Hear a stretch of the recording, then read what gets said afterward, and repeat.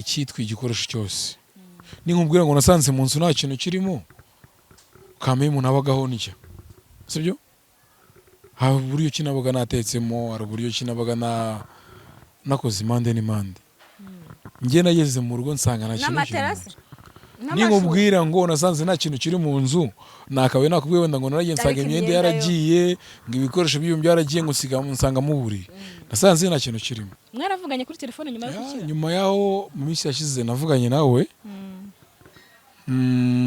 maze kuvugana nawe yambwira ndamubwira ko nameze neza birakunda ko twasubukura arambwira atoya njye ntabwo nabana n'umugabo ufite ikibazo cyo mu mutwe.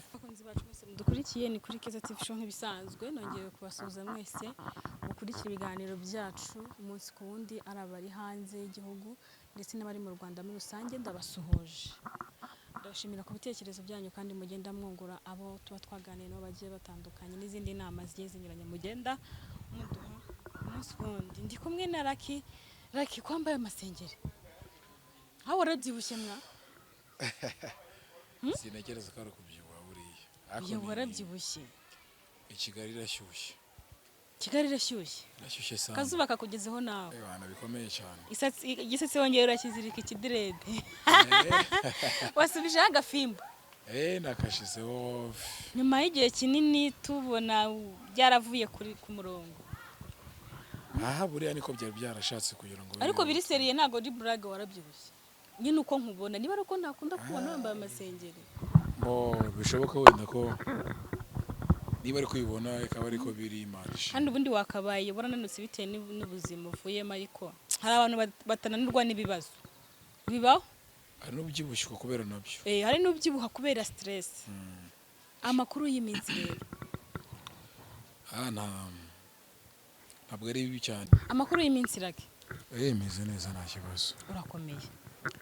Ndakomeye nubwo atari cyane ariko meze neza tundashima. Urumva ntibyahita biba cyane none kubera ko igihe gishize nacyo ni kinini nabyo uvuye mu bindi bintu bikomeye ariko nyine umugabo agomba kurwana iteka. Niko bigomba kugenda hamwe n'Imana ibintu bikagenda mu buryo bwiza. Ni gake uko n'uvuga witurije nibyo bintu binsetsa buriya mba numiwe. Negereza ko nyine kuba ibintu byose wabyoroheje mu buzima kuba ari gake ariko mashallah bizagenda neza. Ibintu bisubire ku murongo byahozeho. Makuru se wowe Keza? Njyewe ndaho bitu naribi tushima Imana buriya umuntu ari muzima urashima naho ibindi byo biza ari inyongera. Hanyuma ubushize tuganira uri kumwe na wa mumama Nyogosenge wari uri kuvuga ngo ibintu by'urufunguzo sinzi ufunguzo rwawe rw'inzu na telefone wowe ndumva wari uri kubimbaza ukimara koroherwa. Waje kubibona byaje kugenda gute? Kugeza n'ubu nta kintu ndabona. Kugeza ubu ngubu. Hanyuma ngo byagiye hese bose nabasha kumenya ngo byagiye. Ntekereza ko wenda ikibazo sinabona umuntu nkibaza. Urufunguzo waje kurubona gute winjira mu nzu uti? Urufunguzo ntabwo ruraboneka twishe urugi. Harya ubwo wishe urugi kugira ngo winjire mu nzu wishe serire? Nicyo kintu cyabayeho twishe urugi. Wishe serire ntabwo wishe urugi. Niba warishe urugi ubwo n'urugi warukuye. Ubwo wenda sinzi niba ari ikinyarwanda gishya ariko nyine ubwo ni kugira ngo winjire mu nzu ubwo mwarayishe. Yego. Winjira mu nzu. Twaragiye burumva nta kintu nari mfite kuko nakavuye hahandi niko narindi nta kintu kimwe nari mfite. Kwa nyine na ya myenda. Nta kintu kimwe nari mfite. Naratashe hamwe na wa mu tantine tugeze mu rugo dusanga urufunguzo narwo niko kwita bituma ko twica umuryango. Twinjiye mu nzu dusanga nta kintu na kimwe. Nta kintu na kimwe gute? Nta kintu na kimwe habe. Mu nzu se? Mu nzu. Barakwibye se? Ntekereza ko ari na Fred waba warabikoze kuko ntekereza ko n'undi muntu wari ufite urufunguzo kandi niba narasize ibintu mu nzu nkataha nsanga nta kintu kiri mu nzu kandi hari umuntu ufite urufunguzo rwanjye ndatekereza ko nta wundi muntu wakabaye waratashye ugera iwawe kuko nta rufunguzo uwica serire birumvikana ugeze mu nzu nta kintu wasanze mu nzu nta kintu na kimwe ubu ndi kwiyubaka mereye kuri zero uretse gato ubwo mu byumvikana kandi wasanze hakinze neza hari hafunze kuko iyo nza gusanga ko wadafunze ntabwo byari kunsaba kwica uburiki ego cyangwa se n'uwakwibye yari kuba yarishe serire akakwiba yari kwica serire akiba akagenda ariko ko nasize yafunze niko nasanze yafunze ubu kugeza ubu ngubu ndimo ndashaka buri gakoresho kamwe kamwe nshira hariya igihari ubwo ni ukuvuga ngo uwaba yarakinguye n'umuntu waba afite urufunguzo niko bimeze waba yaribye reka tubyite kwiba se cyangwa kwitiza se ntabwo ari ukwitiza niko kwiba waba yarakwibye yaba yaraje agakingura neza nka nyir'urugo agasohoka agatunda agasohoka nicyo kintu cyabayeho muri iyi minsi nawe aya mezi uratesetse mbayeho nabi byatari uzi kuva muri biriya bibazo ugasanga baranakwibye ariko gusa ejo bundi nibwo umuntu yanzaniye amashusho y'ukuntu nari imeze ntabwo se wabibonye wari umeze nabi mwana uretse imana nyine uretse imana no gusabira wenda umuntu ushaka gutegereza gukora ibintu nka biriya njye nta kindi kintu nakora kuri biriya ufata ibisharu kwigaragura hasi ukagagara nyine nibwo abantu bameze niko abantu tumeze abantu turahemuka abantu turahemukirwa ariko hamwe n'Imana ubuzima bukongera bugasubira ku murongo babyita kuva kure hari yiba waraturutse ahantu kure bikomeye cyane ahantu kure mu buryo bugaragara byo wicara rushima Imana gushima Imana bwo nirengagiza ujye no mu rusengero ni ukuri da gusenga ni ibintu bisanzwe kuko ntekereza ko buri kimwe cyose kibaho Imana buri bifite buri kiba yabigennyemo hanyuma se ubu urimo kubaho gute uri kugura utundi dukoresha ni ibiki ni utuhe tuntu tw'ingenzi se geto turazizi z'abajama wenda hari geto ziba zihagazeho zirimo n'ibintu bihenze wenda ntabwo nzi muri geto yawe ukuntu hari hameze ariko nk'ikintu kigize yatwaye ni nk'igiki kugatira ubundi icyitwa igikoresho cyose ni nkubwira ngo nasanze mu nzu nta kintu kirimo kameye umuntu abagaho nicyo sibyo hari uburyo kinabaga natetsemo hari uburyo kinabaga nakoze impande n'impande njye nageze mu rugo nsanga nta kintu kirimo ni nkubwira ngo nasanze nta kintu kiri mu nzu nakabaye nakubwiye wenda ngo naragiye nsanga imyenda yaragiye ngo ibikoresho by'ibyo byaragiye ngo nsanga muburi nasanze nta kintu kirimo ariko imyenda irahari ko nyine urambaye nta kintu na kimwe kirimo ese imyenda yarapakiye yose arajyana icyo kibazo nakabaye nkibaza Farida ariko Farida nawe urwariho ntabwo rumworoheye yarayigurishije icyo kibazo ntabwo icyo kibazo umuntu ashobora kuza akareba akagaze akavuga ati akagaze ndagasabwa akareba amasafuriya ndayasabwa ndayanyatekera ariko si nk'imyenda y'umutipe ako se wibagiwe umutima mubi Farida agira turetse wenda kuba nakoze biriya bindi na mbere yuko biriya biba nawe urazi umutima mubi yagiraga imyenda utazambara nusubu telefone yanjye niyayitwaye telefone yanjye nayitwaye mbere n'inshuro nagusuraga twazaga nta telefone wagufite niba yaramvanye ku murongo kugeza ubu ngubu sinzi ngo ibintu byanjye nzabibaza nzabikura bizaza no ni gutyo ikintu gihari nyine ubwo kuko nawe uko ameze warakubonye ntabwo ari umuntu wajya kubaza ibintu by'imyenda kano kanya gusa nyine ikintu gihari se wagiwe se wenyine sinakora ikosa ryo kugiwe kwiyaranja ntabwo byabura urumva ko hari n'abantu baza kunsura nkabona umuntu asigiye bibiri uraba wiranje nk'umujama wanatira no mu batipe mu gihe utaraboneye amafaranga y'imyenda cyangwa uburyo ntabwo wakambara ubusa nyine nawe urabyumva noneho mu gihe bitarakunda hari igihe twazashakisha uburyo twagiwe mu rugo nyine n'ibikunda gusa nyine ubwo mu gihe bitarakunda uraba wiyaranje. oya birabyo nta bintu byadanje. Lakini ikihe kintu wicuza mu buzima? mbere na mbere najya ngombwa ko najya nicuza. Ko watubwiraga uratubwira impamvu usigaye wicuza? Ako ubu nsigaye nicuza kuba Farida yaraje mu buzima bwanjye Nicyo kintu wicuza? kabisa. Kandi imbere ntiwicuzaga? mbere ntabwo najyaga nicuza, ariko ubu ngubu namaze kubona ko kuri iyi si hari n'umuntu ushobora kwica ubuzima bwawe abifitemo umugambi to. Apana kuvuga ngo ibintu birakubaho kubera ko Imana yabigennye. Uko umuntu yabigennye akaba ariyo bikubaho. Wakabikugenera uko bikubaho? Akabikugenera ko hari abantu bumva bagena uko tugomba kubaho. Kandi koko bikakubaho? Kandi koko bikakubaho. Nawe rero uko yagennye ngomba kubaho yarabigennye kandi byanangezeho. Kandi biranaba? Byanabayeho.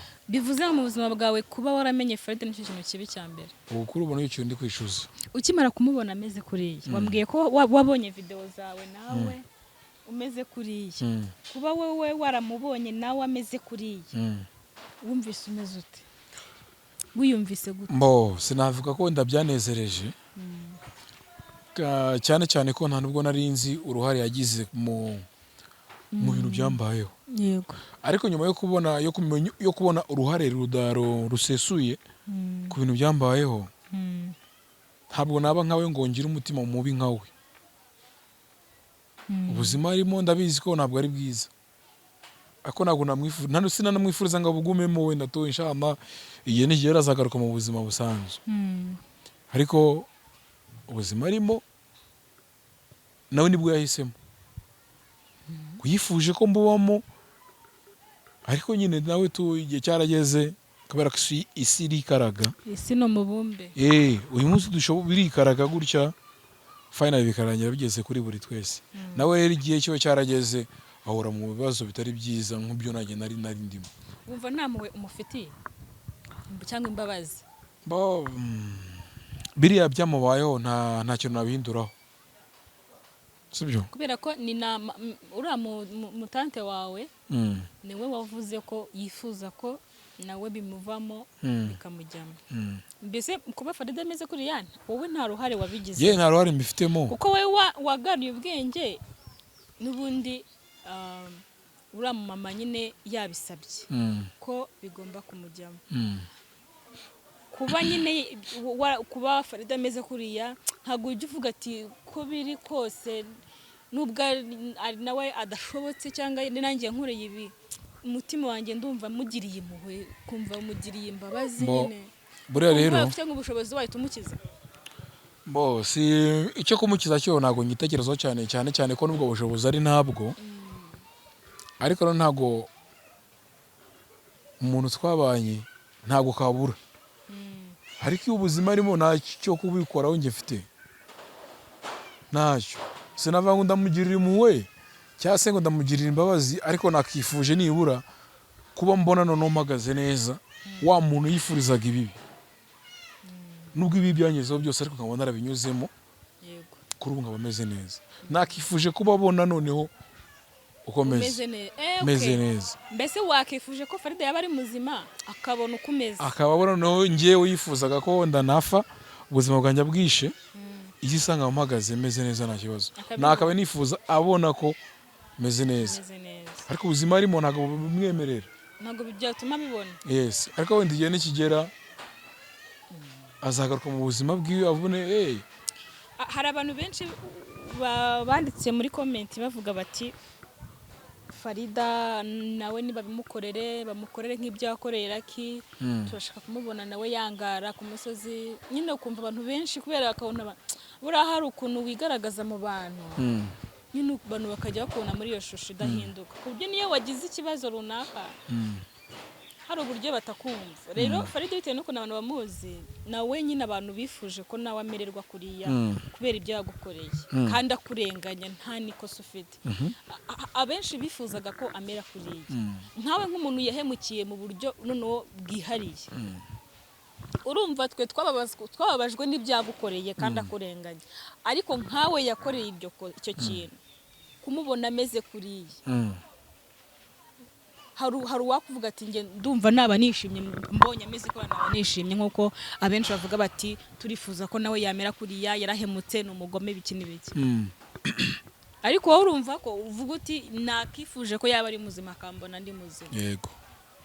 Bivuze ko wifuza ko aba muzima wowe cyane, nakifuje ko yakaba ari muzima. oya ariko n'ubundi azaba muzima, kuba muzima bwazaba muzima. Katubyizere tu. Kuba ariko muzima kunyine kuri ubu ngubu ko ari ntacyo nabihinduraho. Njye nta bushobozi. nta nicyo bigutwaye. Simwe ko ari cyo bintwaye.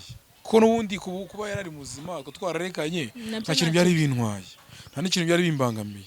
Ahubwo ikintu cyabaye kibi we nuko yifuje gufata ubuzima bwanjye akabuvungavunga muri buriya buryo, sibyo? Agafata ibyo n'indi gahunda zose nari mfite gukora zose akazica. Murabizi ko cyagiye nari mfite gahunda y'ubukwe. Ariko se disi Rehema hari agakuru ka Rehema nyabo. Rehema urumva na telefone mfite sinabona ko muhamagara. Nawe wenda sinzi niba azi ko ndanakize simbizi. Ubwo rero urihangana urumva muri iki gihe ufite umugisha muke, ufite amahirwe make wigengesera. Buriya kuko guhura na kiriya kibazo wakakwiba ni ibintu bibiri biza bihekeranye. N'ubuzima butoroshye. Nyuma yo ibaze ko nari mfite ubukwe, sibyo? Ego turabyibuka neza cyane. Ubukwe ko nari mbufite bwose bwarapfuye. Kandi urabizi ko ubukwe buvuna. Ubukwe butwara imbaraga nyinshi. Ibyo byose n'ibihombo nagiye mpura nabyo umunsi ku munsi. Kaburi cyumweru ngo umurenge wenda. Ku buryo na n'izi saha nibaza ukuntu nzongera nkegura umutwe nkavuga ngo hari n'icyo nanakora. Mwari mwaramaze kubona se naho kwiyakirira muvuye mu murenge? Byose byari byarishuwe. N'imyenda mwaradodesheje? Ndakubwiye ngo nta kuntu waba ufite ubukwe kuwa mbere uko bagenda kose icyumweru cyose. Uba wararangije. Ubu byose warasosanije. Byose warasosanije nabyo. Ari imyenda, ariho kubera, ariho byo kurya, buri transport byose byararangiye. Ariko byose Farida arabifata byose tu. Kandi harimo n'abazava mu ntara. Bose harimo n'abari baratangiye kuza. Baratanze amatike ndabyibuka bimbwira biwanyu. Byose. Ni igihombo. Ntago biba byoroshye nyine, ni ahantu usanga umuntu uhura umuntu mu nzira agenda ugatangira kuyasura umuntu ko yananutse byapfiriye kandi twikoreye ibibazo byinshi. Nuguhomba kabiri. Urumva hari ikintu umuntu agukorera agahita kugusha hasi. Ku buryo kunyera kwe ku mutwe bari intambara. Kubyo bigusaba izindi mbaraga. Byararangiye. Uretse ko nanone buriya wenda sinavuga wenda ngo naba narabyungukiyemo. Ariko ntekereza ko wenda bishobora kuba byarabashije kunyereka inshuti za nyazo nakagombye kuba narifuje kubana nazo. Hari ikintu umuntu agukorera bigatuma uhumuka. Ubona abantu ukwiye kuba uri hamwe nabo. Kuko hari ukuntu bana n'umuntu ugira ngo ni inshuti yawe cyangwa ni umuntu wawe. Kandi atari byo wibeshya. Ariko nka kino kintu kiba kibaye kugira ngo uhumuke. Wenda ibihombo byo ntago wabivura nyine warahombye. Ariko byibura waramumenye mu buryo bugaragara. Ntago yakongera kukwihishamo. Namenye abantu ku rwego rwo hejuru. None hari ikintu gisekeje. Nk'ubu Farida ashobora kuzakira, kuko gukira bwo turamwifuriza gukira. Ntago ngiye mwifuriza kuguma kumera kuriya, turamwifuriza gukira. Buranyuma ashobora kuzagaruka atira kimbabarira. Oya, ibintu by'inkundo nabivuyemo. Ibintu by'inkundo byararangiye kuri njyewe. Rehema rero. Amakuru ya Rehema nawe. Rehema nge tuherukana aciyemo iminsi. Aciyemo igihe ariko wari utarakira, wari ukirwaye. Ndumva kuvugana nawe. Numva nawe ameze nk'uwacitse intege. Rehema ahubwo buriya nakabaye kubona na munenga. Kuko ntabwo ntekereza ko umuntu wari ubizi neza gano twari dufitanye abona ibintu birabaye afata icyemezo agendeye iwabo. Mwaravuganye kuri telefone nyuma yo gukira? Nyuma yaho mu minsi yashize navuganye nawe. Maze kuvugana nawe ndamubwira ko nameze neza, birakunda ko twasubukura. arambwira atoya njye ntabwo nabana n'umugabo ufite ikibazo cyo mu mutwe. niko yakubwiye rero uwo niwe kandi rero mwaravuganye warakize umeze neza. niyo mpamvu nakubwiye ngo hari igihe ikibazo cyiza kikanakwereka abantu bana nabo ni bantu ki. bivuze ngo Rehema ubwo mwararangizanyije se? Rehema byararangiye. Akabakobwa nabo byararangiye. ikibazo cyo mu mutwe warakigize. ubu ngubu kuri ubu ngubu mbayeho njyewe n'abandi bantu bakeya bambaye hafi mu burwayi, n'abandi bamba hafi muri ubu buzima nyine bwo kwiyubaka, ariko sinakereza ku bintu by'urukundo kuri ubu ngubu byararangiye. Ikintu kintangaje rero nicyo cya Rehema. Urumva Rehema mbere nabonaga gufitiye impuhwe anababaye, ariko kuba waramuvugishije akakubwira ko atabana n'umuntu ufite ikibazo cyo mu mutwe, kandi uburyo byagenza kuza uburyo cyakujemo arabizi, kandi umuvugisha kiza arabibona ko wakize, aranabyumva ko muvugana warakize, akubwira none ubu yisubire. Niyo makuru mfite, ahubwo reka mbashe kuvuga kuri aka kantu kabashije kunyataka, sibyo? Hari igihe ujya kumva wenda umukobwa aricaye, urabona muri iyi minsi bafite imvugo, abakobwa mufite imvugo itari nziza, ngo abagabo barabuze. Yego. Sibyo? Abagabo ngo mwarabuze, abakobwa baragumiwe. Buri mukobwa wese uhura nawe ujya kumva abagabo barabuze, abagabo barabuze, abagabo barabuze. Natwe ku ruhande rwacu twivubwira ngo ese abadamu barabuze. Mu by'ukuri tukabura ahantu twabasha guhagarara.